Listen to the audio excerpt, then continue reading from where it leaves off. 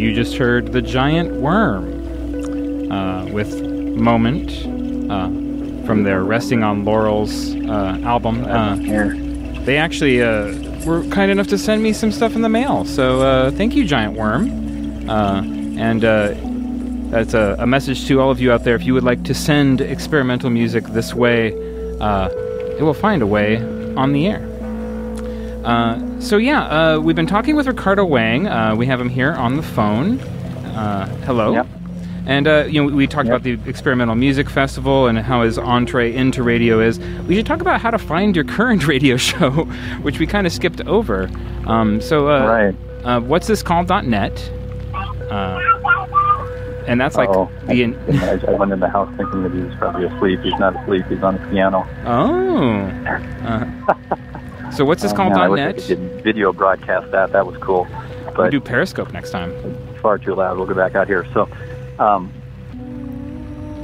what's this called? Yeah, it's Saturdays at noon on kpsu.org. Yeah, and it's been going strong for a while. You can find almost everything going back to 2005. That part just blows my mind.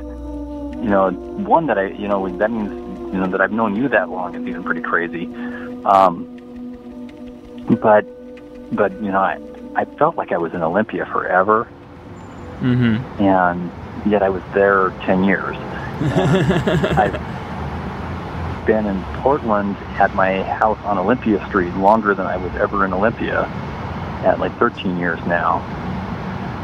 And it seems like it just happened.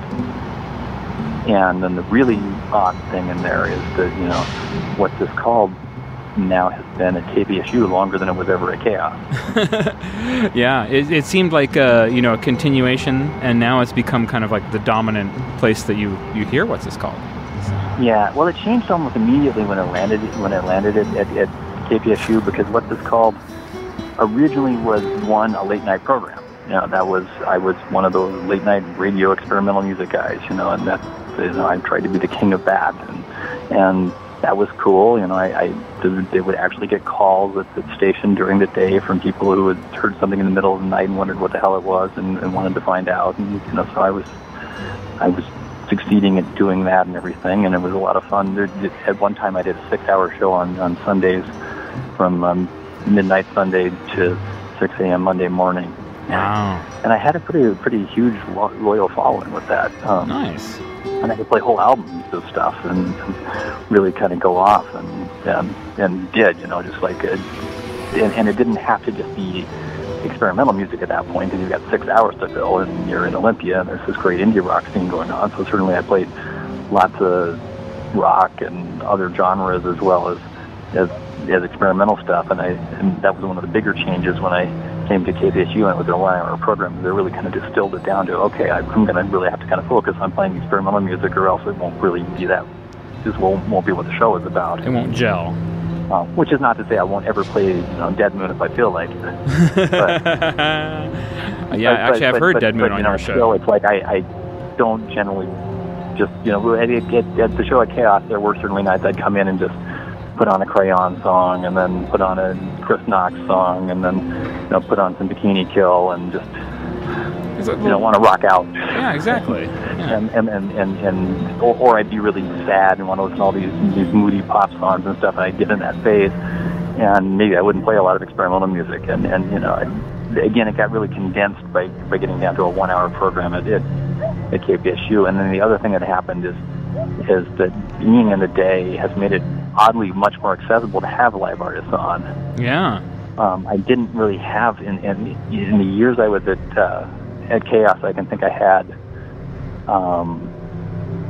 the Irving Claw Trio and the Blue Faces.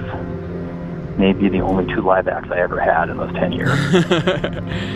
So not very conducive. Think of it that often. There were other people doing live shows regularly, and so maybe that was part of why I didn't. Right. Even like the kind of artists I did. But then as soon as I got to KPSU, I just had somebody contact me and say, "Hey, do you have any live acts to play?" And I was like, "Well, why not?" Yeah. And you've had quite a few, actually. You can, in fact, hear all of them on what's this called.net. There's like at least, I think, at last count, about 80 or so different live performances and artists. Yeah, and most months there's a show or two that go that way. Yeah. I don't have any kind of plan for it.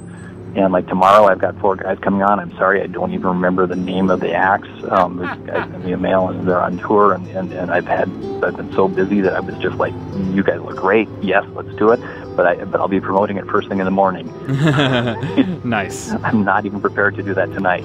Well, but you heard it here now. Tomorrow morning at noon, tune in because there'll be some live music on What's This Called? Yeah, so there'll be like four different noise artist guys on tour. Cool. Playing, and it's going to be an interesting situation because I didn't connect very well with the departing and arriving college staff there as far as getting the things I need to be able to get all the live equipment and so forth. So rather than being able to get it, it's funny because I have the code to get in the cabinet to get all the equipment, but the production studio is locked, and I don't know anybody. They can't get anyone to answer me that could unlock that. Oh no! It's not like a big security thing, but they're probably just all out of town. Could be. It's okay because I knew this would happen when these guys asked if they could play. I was just like, yes, but be aware. You were asking to play. The weekend school gets out at a college station where all of the staff that's been here is graduating. Oh no! Well, if they have some time next time they're on tour, tell them to come to my show. Okay, we can roll with that, and I was like, okay, then you'll be doing great on the show. So that's why I think it's going to be great tomorrow. And what we'll do is we'll use the mics that are in the interview room, and then they have a PA, and we'll point the mics to the PA, and have to turn them really low, probably. It'll be fun. Yeah. So I should mention, while we're talking right now, behind us we are world premiering a new Dead Air Fresheners track. I should. I'd rather not talk over that if you're gonna play that. Yeah. Well, we're rapidly running out of time, so we won't be able to fit it in if we don't. So. Okay. But we'll stop talking here in a moment. I'll just mention that this is it hasn't been out at all yet. It's from the Fast Radio Bursts album that's coming on Personal Archives soon,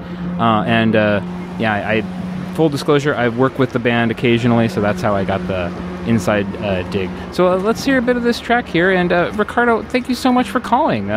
What's this called? What's this called.net? It's on tomorrow at 12 noon. And you've been a real pleasure to talk to. Oh, thank you for having me. And thank you for all that you've done for the show, which we really didn't get any time to talk about, but I don't want to talk over this track, so thank you. Yeah, no problem. Yeah, we'll just listen to this for a little bit, and thank you, Ricardo Wang.